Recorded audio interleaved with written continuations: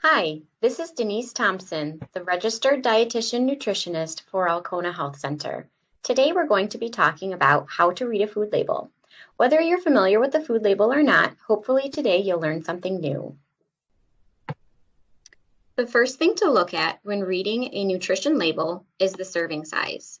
It's important to know how much food we're talking about. Whether you're reading a food product, which may be sneaky and have more than one serving per container, like a bag of chips or a frozen meal, or something that has a known amount of multiple servings, such as a box of cereal.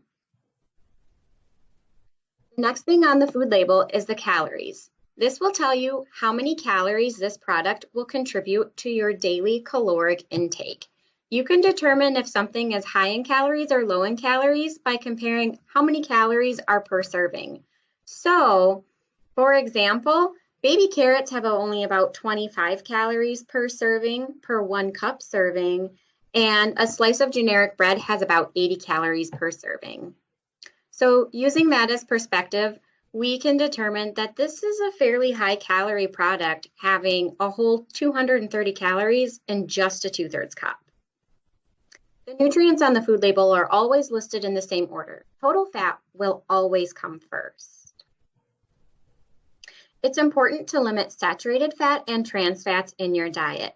Other fats which may or may not be listed on the food label would be polyunsaturated fats and monounsaturated fats, which do tend to be healthier for your heart. Next on the food label is cholesterol. The dietary guidelines for Americans recommend limiting cholesterol to less than 300 milligrams per day. Next is sodium. The recommendation is to limit sodium to 2,300 milligrams or less per day.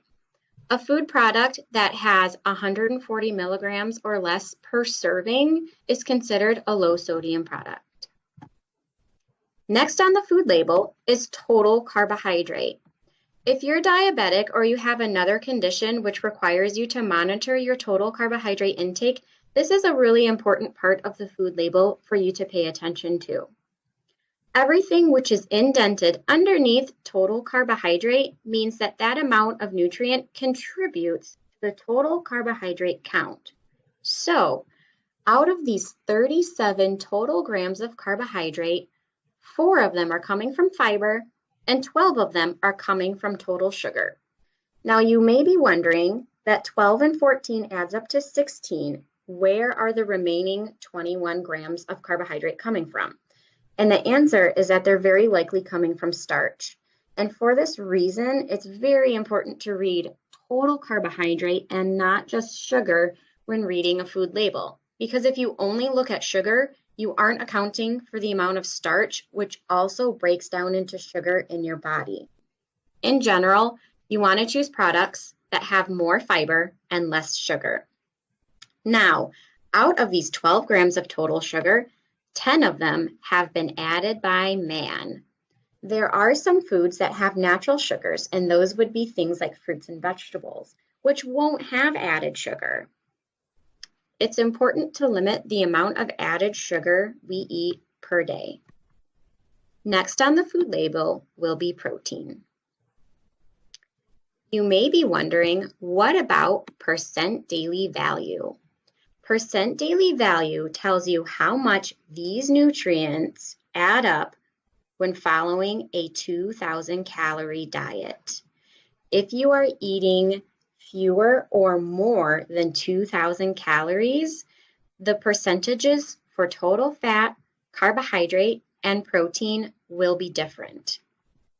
In general, we want to limit the amount of fat, cholesterol, sodium, and added sugars in our diet to less than 10% per serving.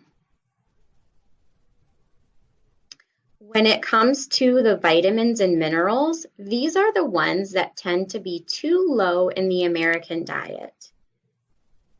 A nutrient that has 10% or greater percent daily value is considered a good source of that nutrient, and if it's 20% or more, it's considered an excellent source of that nutrient.